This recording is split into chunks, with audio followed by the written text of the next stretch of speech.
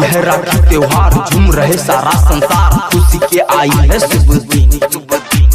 भाई बहन का प्यार है, बाकी सब बेकार है, मन पूरा हुआ है रंगीन। अरे प्यास अपने अंदाज में बोला। आई है राखी त्योहार, झूम रहे सारा संसार, खुशी के आई है शुभ दिन। भाई बहन का प्यार है, बाकी सब बेकार है, मन पूरा हुआ है रंगीन।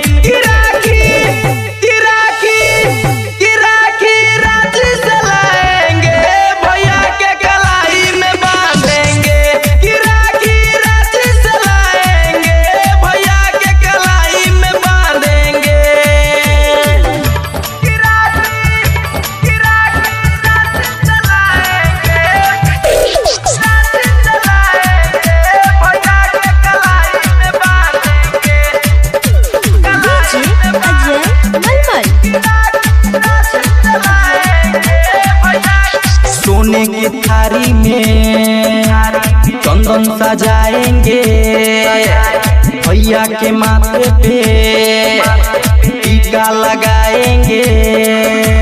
सोने की थारी में चंदन सजाएंगे, भैया के माथे पे टीका लगाएंगे।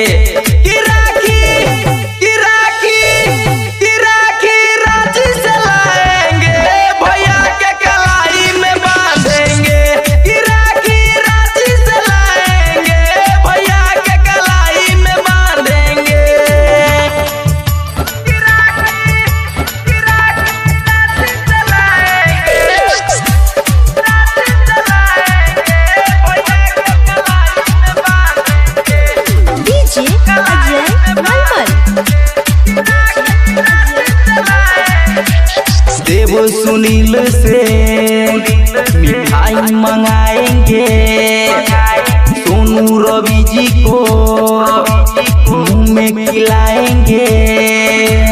देव सुनील से मिठाई मंगाएंगे, सोनू रवि जी को मुंह में खिलाएंगे।